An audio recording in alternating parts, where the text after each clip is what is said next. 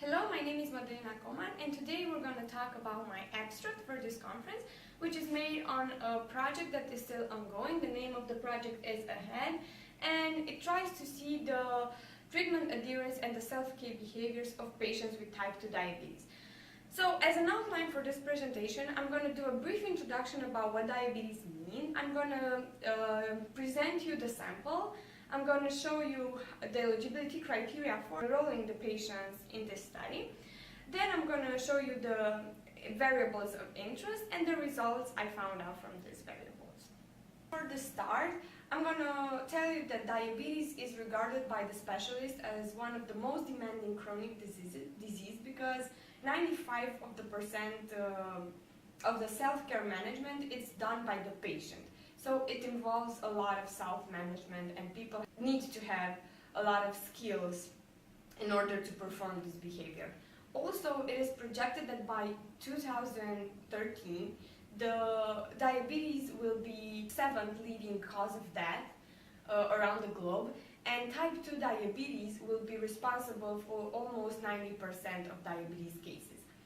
As a statistics for Romania, because the project is made in Romania, Romania has a population that around 9% of the population suffers from type 2 diabetes, and in Cluj-Napoca, in the city where I'm doing this project, the percent of the population that suffers from type 2 diabetes is around 7%.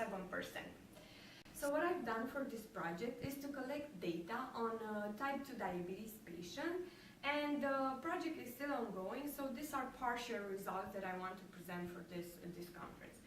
So as in right now, I collected 65 participants in my study, and it's a convenience sample.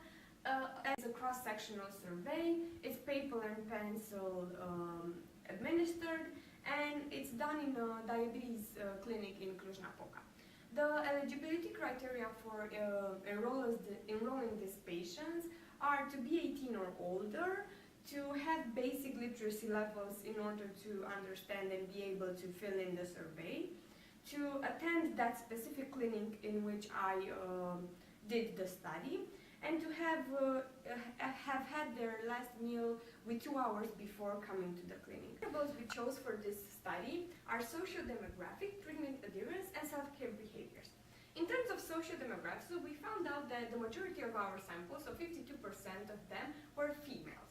Also, the mean age of the sample was 58 years, and 70% of the sample lived in the urban area, and the majority of them had high school as their highest education level.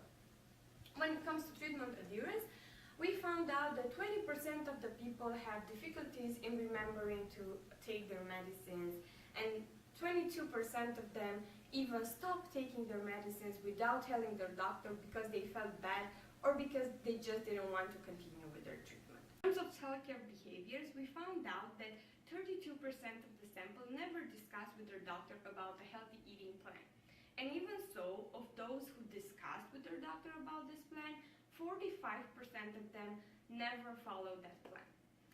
Then again, when it comes to physical activity, we found out that 34% of the sample did not engage in any kind of physical activity in the past week, and 25% of them did not check their blood glucose level in the past week.